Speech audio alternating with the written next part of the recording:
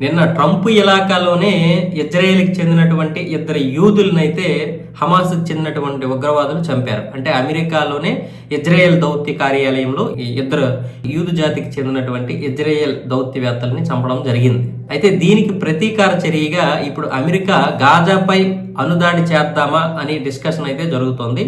దానికి ముఖ్యంగా ఇప్పుడు కాంగ్రెస్ సభ్యుడైనటువంటి రాండి ఫైన్, ఇతడు రిపబ్లికన్ చట్టసభ్యుడు కూడా, ఇతనైతే నిన్న డిస్కషన్ చేశాడు. మనం ఇలా ఉగ్రవాదుల్ని పెంచి పోషించాల్సిన అవసరం లేదు, ఉగ్రవాదులు చేస్తున్నటువంటి చర్యలకి మనం కూర్చోవలసిన అవసరం లేదు, గాజాపై పూర్తిగా ఒక అణుబాంబు దాడి చేద్దాం. ఇంతకుముందు నాజీలు కావచ్చు, లేకపోతే జపాన్ కావచ్చు, మనం వాళ్ళకి చెప్పకుండానే అణుబాంబు వేశాం, వాళ్ళు లొంగిపోయారు. అదేవిధంగా ఇప్పుడు గాజాలో కూడా మనం అణుబాంబు వేస్తే హమాస్ మొత్తం లొంగిపోతుంది అంటూ ఇప్పుడు ఈ రాండి ఫైన్ అయితే చెప్పడం జరిగింది. నిన్న చట్టసభల్లోనే ఈ మాటలు అయితే ఆడడం జరిగింది. మరి అణుబాంబు వేస్తారా వేయరంటే అణుబాంబు వేయరు. ఎందుకంటే ఇజ్రాయెల్ ఏం చెప్తుందంటే మనం పూర్తిగా గాజాని అణుబాంబులు కాకుండా ఈ బాంబులు పెట్టి మామూలుగా ఈ క్షిపణులతోనే వాళ్ళని భయపెట్టి పంపించేసి గాజాని ఆక్రమించుకుంటే బాగుంటుంది అనేది ఇజ్రాయెల్ యొక్క ఆలోచన. అణుబాంబు వేస్తే మళ్ళీ అక్కడ చుట్టుపక్కల 50-60 కిలోమీటర్లు ఎందుకు పనికి రాకుండా పోతుంది. దానివల్ల ఒకవేళ ఇజ్రాయెల్కి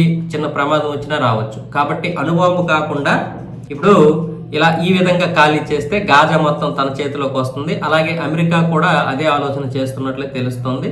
అంటే అణుబాంబు వేయాలంటే ఇప్పుడు చాలా రూల్స్ ఉన్నాయి. ప్రపంచ దేశాలు ఇప్పుడు కనుక అది అణుబాంబు వేస్తే ప్రపంచ దేశాల్లో ఉన్నటువంటి అన్ని దేశాలు, దాదాపు ఒక 10 దేశాల దగ్గర అణుబాంబులు ఉన్నాయి.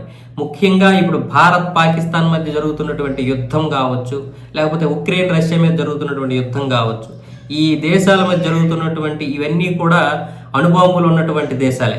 ఉక్రెయిన్ దగ్గర లేకపోవచ్చు కానీ రష్యా దగ్గర ఉన్నాయి, భారత్ దగ్గర ఉంది, పాకిస్తాన్ దగ్గర ఉన్నాయి. కాబట్టి ఈ అణుబాంబు కనుక ఒకవేళ గాజాపై అమెరికా వేయాలనుకుంటే అది తీవ్రమైనటువంటి 3వ ప్రపంచ యుద్ధానికైతే దారి తీయొచ్చు.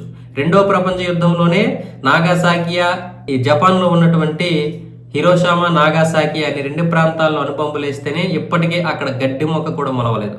అలాంటిది ఇప్పుడు మళ్ళీ గాజా దగ్గర వేస్తే కనుక ఇప్పటికే గాజా ఒక రకంగా అలాంటి ప్రాంతమే. మళ్ళీ అక్కడ మళ్ళీ అణుబాంబులు వేస్తే అక్కడ ఆ ప్రాంతం నాశనం అయిపోవడమే కాకుండా ఇజ్రాయెల్పై ప్రభావం చూపిస్తుంది. పైగా ఈ దేశాలు ఏం చేస్తాయో తెలియదు. కాబట్టి అణుబాంబు వెయ్యకుండా గాజాని ఆక్రమించుకోవడానికి ఇప్పుడు ఇజ్రాయెల్, అమెరికా పక్కా ప్లాన్తోనైతే ఉన్నాయి.